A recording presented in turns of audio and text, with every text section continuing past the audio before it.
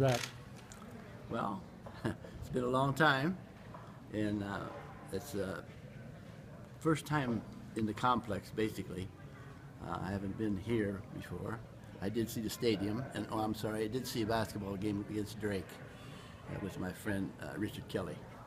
So it's exciting, and I think back at McAndrew Stadium and the men's gymnasium, and then I look at this complex, and I tell everybody, I say, how in the world could you not be an All-American playing in something like this compared to what we played? I asked Kelly, I said, Kelly, I said, where's the dirt?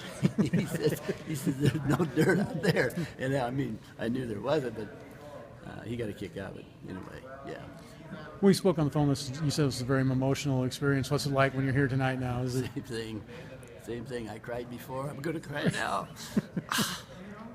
Sorry. That's perfectly acceptable. My girls call me crybaby. I said, well, yeah, I guess I am. What is it? What is it that makes it so emotional? Just. Well, I guess it's all behind me, and I try to think back about it, and it's the guys I played with, the teams you played against, and then just looking at the school and realize how much it's come since I came here. It's emotional. I can't explain that. And I said, the older I get, the more emotional I get, I guess. How did you end up here, right? What other schools did you look at? Well, you know, the coach that was there, Fred Bradshaw, he was from Milliken. And I was thinking about going to Milliken. He got called back to the service. He's a Marine Corps lieutenant. And Fred Brenzel, who graduated from Southern, went to service and came back, and he took over in January of 1951, I guess he came, yeah. And he was a SIU graduate. He played, I think he played on the Corn Bowl team, and he was also an MVP pitcher for them.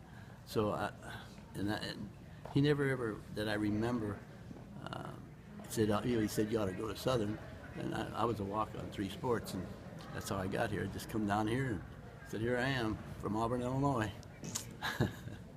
Ray, when you look back, what are the moments that are fondest to you in your baseball career? You know, that's a hard question.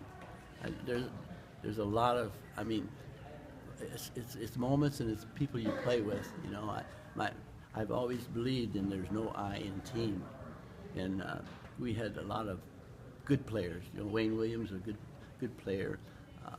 Roger Bouillon, Roger Wells. I could go on and on, but it's just the people you meet and the things you go through trying to win a ball game. It's exciting.